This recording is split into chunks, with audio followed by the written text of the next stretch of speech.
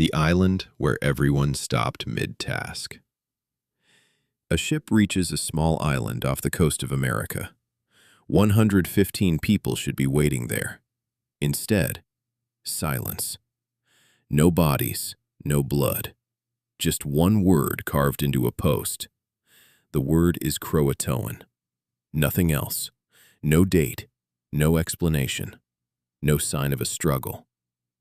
This is Roanoke, England's first attempt at a permanent colony in the New World. Men, women, children, farmers, craftsmen, a newborn baby girl, the first English child born in America. Her name was Virginia Dare. She was 3 years old when everyone disappeared, and to this day, nobody knows what happened to her, or to anyone else on that island.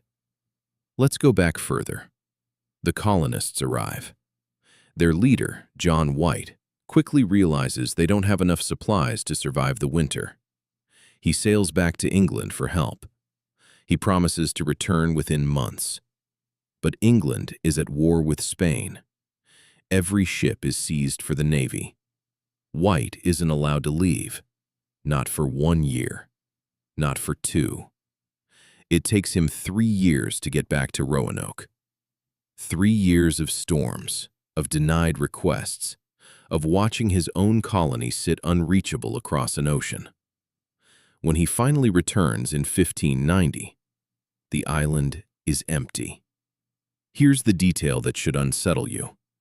The colonists had a plan. If they ran into danger, they were supposed to carve a cross somewhere near the message, a distress signal.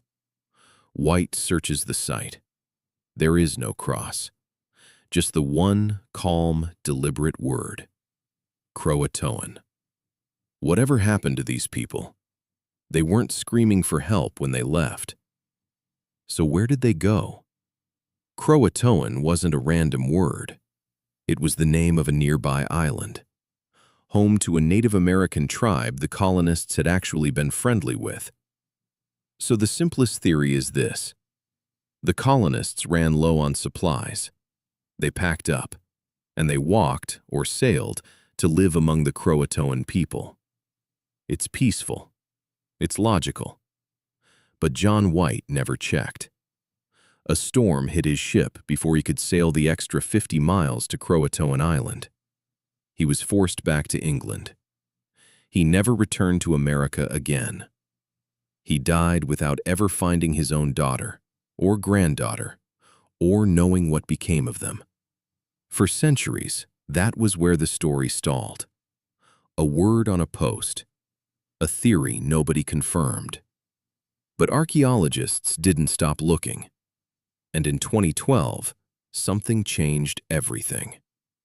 Researchers re-examined an old map, one drawn by John White himself over 400 years earlier.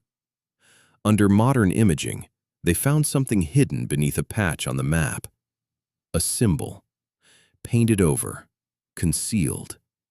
The shape of a fort, drawn at a specific inland location, far from the coast.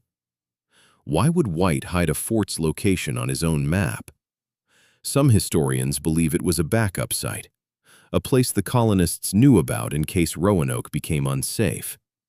A secret marked in ink, meant only for English eyes, hidden from anyone who might intercept the map at sea.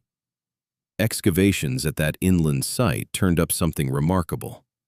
English pottery, a gun flint, signs of European tools, dated to exactly the right period.